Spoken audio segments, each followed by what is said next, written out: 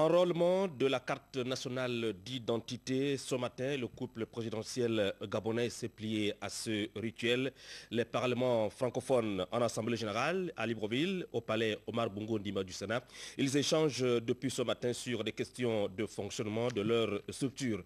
Et puis dans ce journal, le regard de la rédaction sur l'évolution des travaux des échangeurs en construction dans la capitale gabonaise et le site devant abriter 310 villas de la Cannes 2012 au pont Nomba.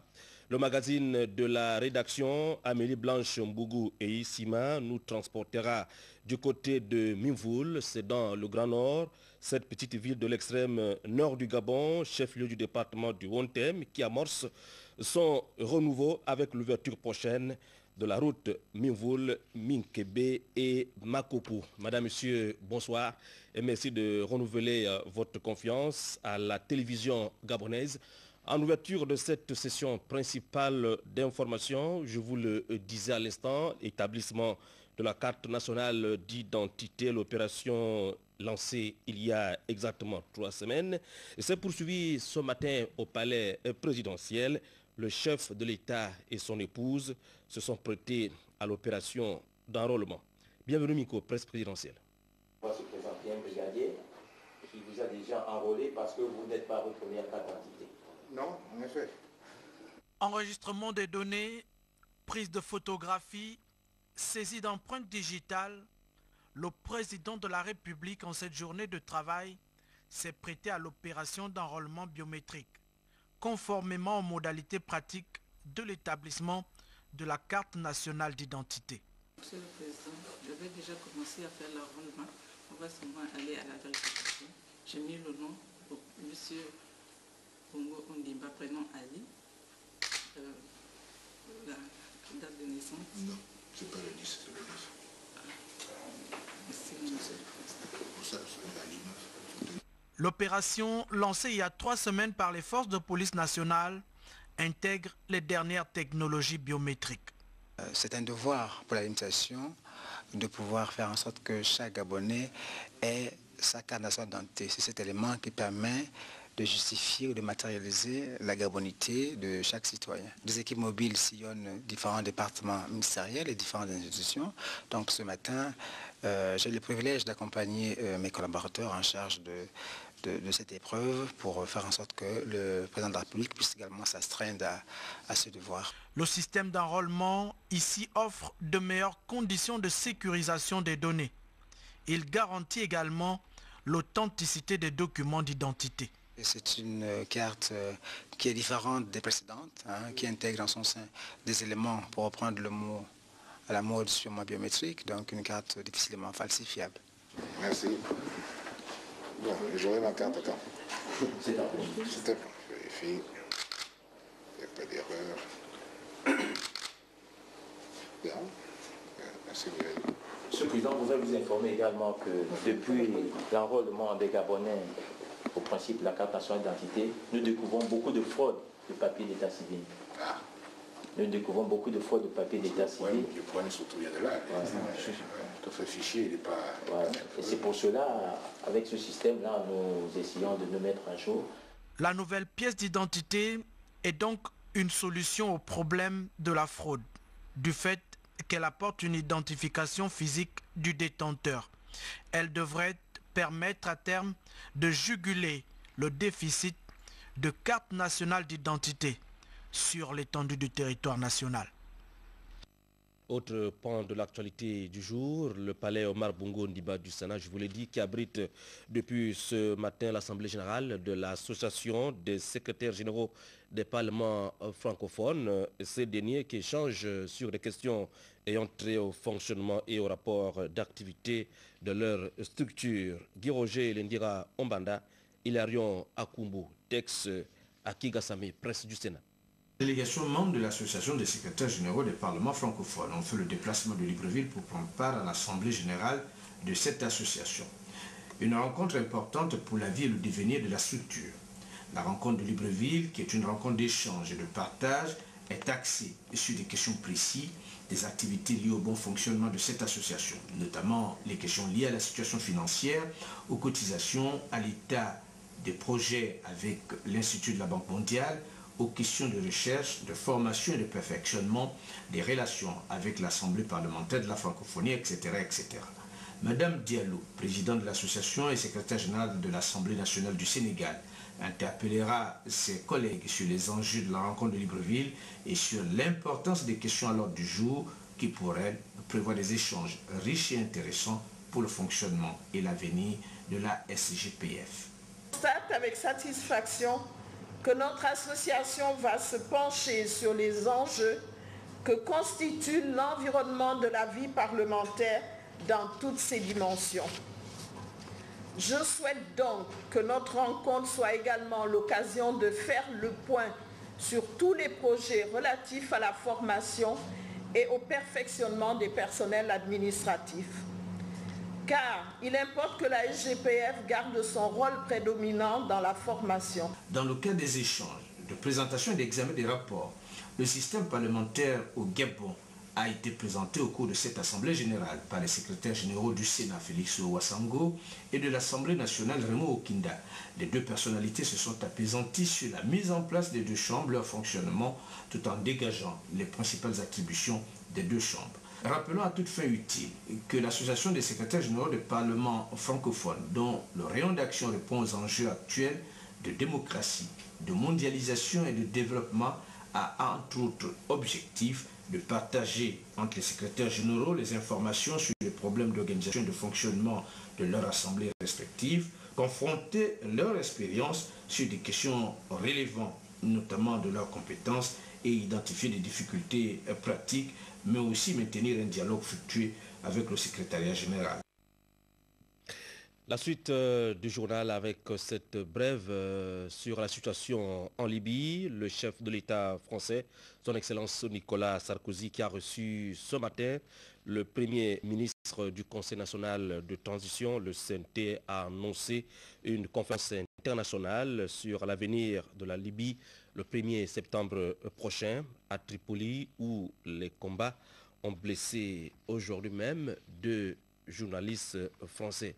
À Paris, où on nous annonce que 85 000 clients d'ERDF sont privés d'électricité depuis 16 heures environ dans plusieurs arrondissements du centre de la capitale française. Nous revenons à Libreville avec, je vous l'ai dit, la suite des travaux des 3 échangeurs en construction dans la capitale gabonaise, lancés il y a quelques mois par le président de la République, chef de l'État. Les infrastructures avancent normalement. Voici le constat de nos reporters Serge Nzingi Mabila et Jacques Ibrahim Fourier Mangoumba Maloulou. Débutés depuis bientôt 1 an, les travaux des échangeurs situés sur la voie express avancent normalement. La deuxième étape de l'évolution des 10 travaux montre la détermination des responsables des chantiers d'être plus performants dans la concrétisation de ces ouvrages. À Iaï, par exemple, les fondations devant accueillir la plateforme du pont prennent forme. Les ouvriers s'activent à poser la dalle. La phase de ferraillage est visiblement avancée. Récemment, le chef de l'État était lui-même descendu sur le terrain pour constater de visu l'état d'avancement de ces travaux. À Zengayon, les voiles sortent de terre, le coffrage avec des contreplaqués d'une épaisseur de 15 mm évolue crescendo. Les engins sont à pied d'œuvre. Même son de cloche au charbonnage où le béton de propreté se déverse sur la plateforme pour son étalage. Comme vous pouvez le constater, les travaux des 3 échangeurs connaissent une évolution significative. Sur les sites des chantiers de Iaï, Zengayon et de Charbonnage, Serge Zengi Mabila et Jacques Fourier Mangoumba Maloulou. Merci à nos reporters sur le terrain. Nous reviendrons sur l'évolution des chantiers dans la capitale gabonaise. Un autre chantier lancé depuis plusieurs semaines, le début des travaux de construction du logement des logements de la Cannes 2012 sur le site du pont Nomba à Ovendo connaissent aujourd'hui d'énormes difficultés. La société adjudicataire Mika Service, chargée de construire justement ces villas, dénonce aujourd'hui une résistance de la part des anciens locataires du site déjà indemnisés à ne pas libérer la plateforme pour faire place à un relooking de cette entrée de la commune d'Ovendo. Le constat fait ce matin par Cyril Bertrand Ngaleko et Victor Mununga. Tard du démarrage des travaux sur ce site du Pont Nomba serait, selon des sources bien informées, de la présence de cette église, de cette petite maisonnette en forme de mosquée, des bateaux de pêche de nos frères venus de l'Afrique de l'Ouest accostés, empêchant ainsi l'enrochement de cette zone, voire encore plus loin, ces 14 tombes dans lesquelles sont enterrés certains de nos compatriotes. Ce site du Pont Nomba, qui doit répondre à la volonté du chef de l'État Ali Bongo Ondimba de voir les invités de la Cannes 2012 être logés dans les conditions décentes, a déjà fait l'objet d'une attention particulière des pouvoirs publics qui ont même procédé au paiement des déguerpis dont le nombre s'élève à 250 personnes qui occupaient illégalement cet endroit. Entre autres difficultés auxquelles est confrontée la société Mika Service, toujours selon les sources sûres, le non-respect des dispositions réglementaires de certains déguerpis indemnisés qui s'entêtent toujours à faire monter les murs de leur maison. Un non-respect des lois établies qui ne dit pas son nom, dont les plus hautes autorités sont appelées à réagir pour le bon démarrage des travaux sur ce site qui offrira aux Gabonais 310 parcelles de 500 mètres carrés chacune et livrée à la fin du mois d'octobre 2011. Parlons de la débrouillardise en période de vacances. Eh bien, la débrouillardise, vous le savez, est un moyen nécessaire pour répondre aux besoins des jeunes vacanciers. La plupart d'entre eux s'en servent pour préparer leur rentrée scolaire. La rentrée scolaire qui s'annonce pour bientôt et se faire de l'argent de poche. Voici le constat dans quelques artères de Libreville, fait par Tassiana Miko et Pierre Claverella. La pratique des petits métiers en période vacancière est désormais une nécessité chez les jeunes.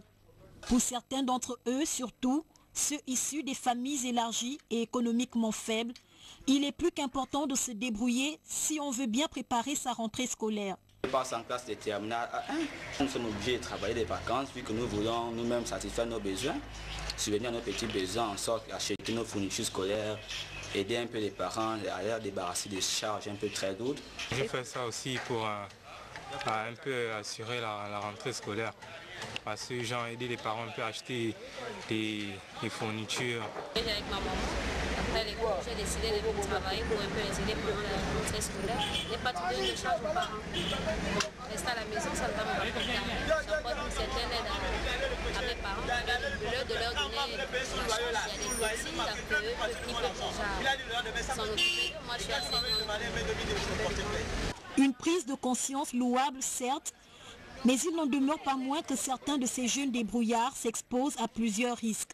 Ça prouve qu'ils sont responsables et que comme il faut toujours prouver aux parents que l'on est capable de subvenir à ses propres besoins, c'est une très bonne chose. Quand on a un certain âge maintenant, pas très bien vu devant les plus grandes personnes que nous sommes. Un petit enfant comme ça, il devait être chez lui. D'accord, il devait être chez lui avec ses parents, peut-être faire des cours de vacances, histoire de bien préparer son entrée scolaire. C'est aux parents de soutenir les enfants en travaillant pour eux. Ce n'est pas les petits enfants, par exemple, de 9 ans, comme on le voit dans les bus. Un petit qui a à peine la possibilité de fermer la portière du bus, qui a même des difficultés à parler aux passagers, qui va faire ce travail. Le gouvernement gabonais, résolument engagé dans les réformes, gagnerait en disposant des moyens favorables pour permettre une meilleure autonomisation des jeunes.